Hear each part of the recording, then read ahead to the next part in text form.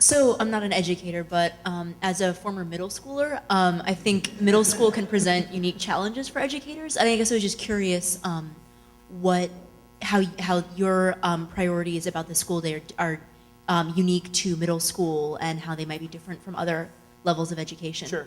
That's a great question. And I'll tell you this, this also, we've had a lot of our longtime faculty have held on till this year to retire. So I've been able to ask people who are coming to visit us to interview exactly this question. 11 to 14-year-olds, why do you want to do this? And we learn a lot from asking that question. I'd say it's a time, if you look at the arc of a student's educational life, middle school might be the time that has the most disruption in it. I like to say everything's going sideways in their life. So for me, prioritizing, if I had to prioritize, one of the things that we need to do in the environment is create an environment of stability for them. Knowing that when we create that environment, and I love that nested bowls image just for that, because the stuff that's going on in there, they're bouncing off of that. And as the adults, that's our role. Our role is to provide the boundaries that make us a safe place for them to be able to push, to bounce, and for us to then keep them safe. So priorities-wise, creating an environment for them where they can push as far as they can, learn as much as they can on their own, construct knowledge for themselves, construct meaning for themselves, but know that we have got their back, that we're keeping them safe.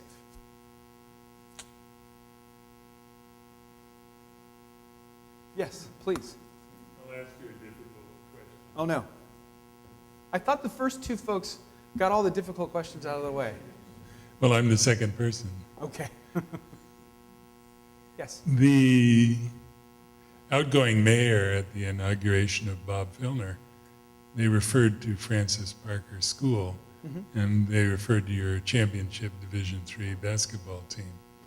And then Bob was taken aback, but he referred to the Tijuana, the Cholos champion soccer team. But the question I have for you has to do with, in the last week, the chancellor said that he was going to arrange for 29 scholarships for the preschool here on campus. And I grew up in San Diego, attended Darnell and Horseman and Lincoln. I have a degree from UC San Diego as well. There have been very few private schools that have ever succeeded in San Diego, partly because we have such a strong public education system. But this whole charter school concept and your private school are somewhat at odds. Can you comment on the preschool and on the relationship of private schools and Catholic schools like Catholic Cathedral or other public schools in San Diego, public versus private? Sure, absolutely. So I'm going to then make sure I have your question. Are you asking me if public, private, and charter schools are at odds, or are they? Somewhat that's the case, but there's also this continuum, this history, and you're coming in at a watershed in that history when your middle school teachers are retiring.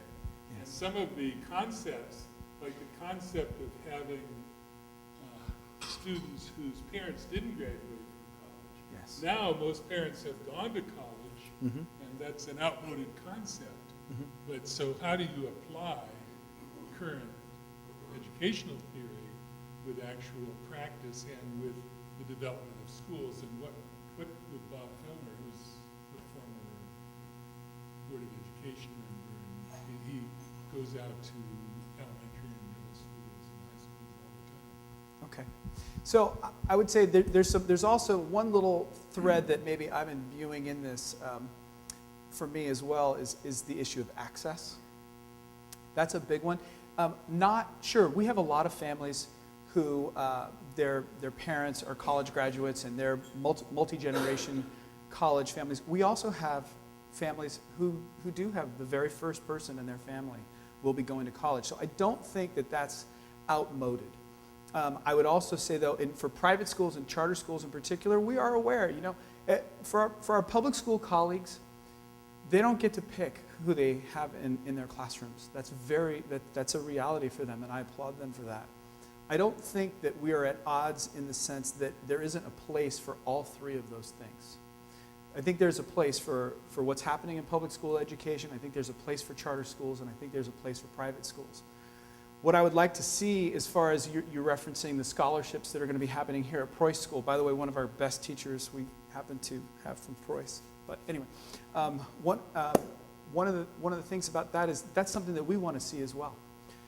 I'd say we have about 20% of our students at Parker are on scholarship, and what our entire fundraising fundraising model is shifting to a point of view to make us less dependent on tuition, so that we can do exactly these things of bringing in families, making sure that there's access for families who are traditionally underrepresented, and making sure that we have the opportunity to be a game changer in a wide variety of lives. Not just the lives of folks who come from a family that have two solid incomes and can afford a school like Francis Parker.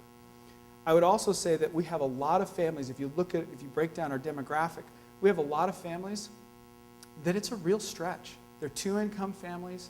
They're making significant sacrifices. And why are they doing that? They're doing that primarily so that their students can be in an environment where they have 16 kids in a classroom.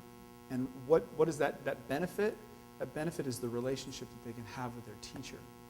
So we talked, John earlier mentioned love, and I said to him I was sad that originally I had a line in my presentation about love, and that's where it has to start.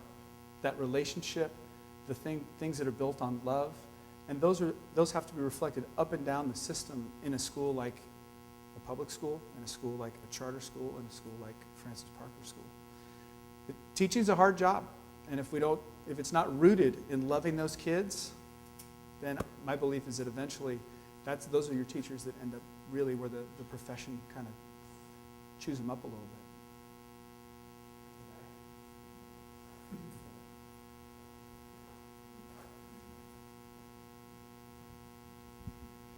I have two children, one of which is going into middle school next year, and they're currently in the public school here at Torrey Pines Elementary.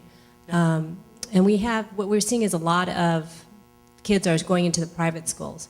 And they say schools like Francis Parker, Bishops are about $25,000 a year per child, not including books and uniforms. And that if they do qualify for scholarships, they're on the order of about $500 a year.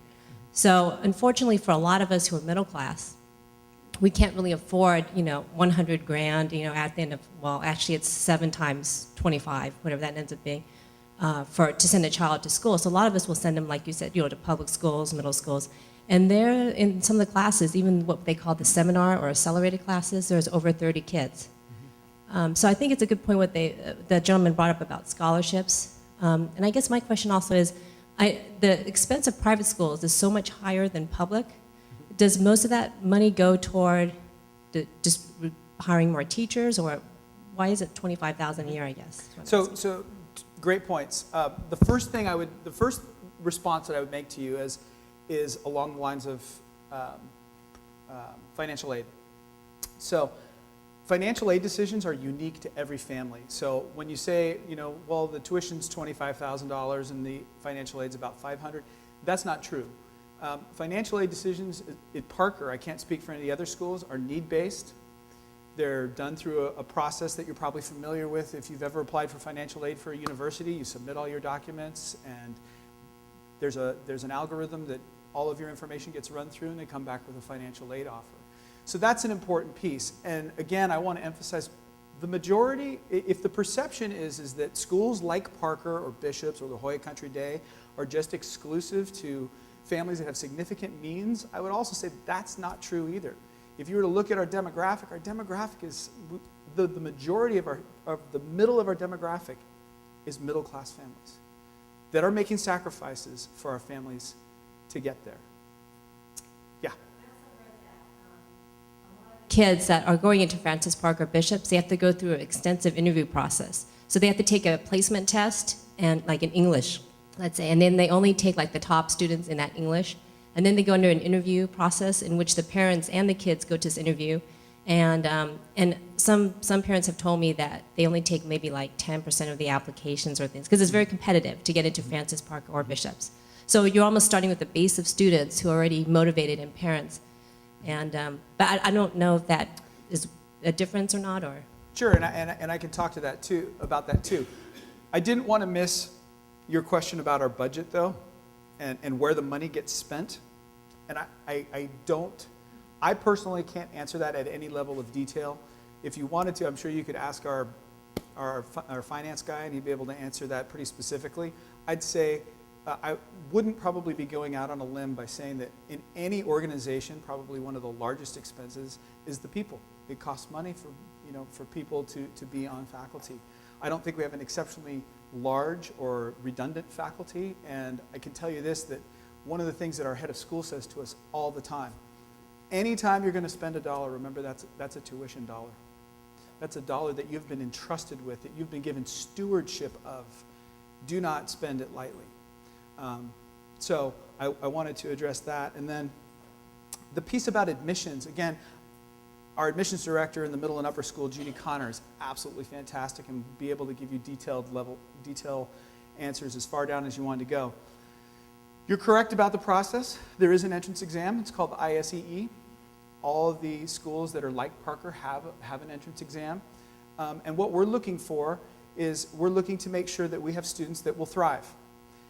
It would be disingenuous of us to say that we don't have the ability in some cases to support students that have very significant learning needs. And I think that we need to say that to our families if we're not in that position. That said, we do have a good level of support for students through our Learning Center and through modifying their courses and modifying their daily schedule. And I lost the tail part of your question, I'm sorry. Oh, okay. Yes. I know what it was. The interview. Yes. Judy Connor meets with every single family that applies. And there's good reason for that. We like to consider ourselves, many of you, if you know Parker, you hear us, we're the Parker family, and we like to promote that it's a community. That doesn't mean what we're trying to do is use any of that process other than to say, Parker's a great school. Bishops is a great school. La Jolla Country Day is a great school. Torrey Pines High School is a great school. There's lots of great schools. What we want to do is make sure that parents and families are making the right fit choice for them. Because, although I shouldn't probably admit it in public, but sometimes Parker's not the right fit. Sometimes they're going to be better served at another school. But I didn't say that.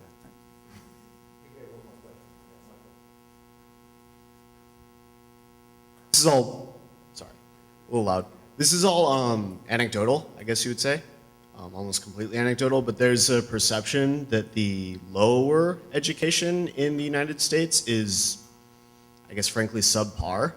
But then there's also the perception that the higher education in the United States is still a really top level, that the colleges in the US are still some of the best in the world. Can you speak to that perception? And if it's true, is there anything in particular, that you've seen lower education, K through 12, due to trying to adopt some of the winning practices in higher education? That's a great question, and one that I could probably only speak to you from personal opinion. I don't have data, nor have I done any research on, and I think that would be so dependent upon taking a very hard look at, who's going to our universities. And how are we going to measure K through 12 education? Are you measuring that are you including public-private charter? Are you just looking at public? So it's difficult. I probably, the best I could give you is be an opinion. So yeah, sorry about that. Okay. Yeah.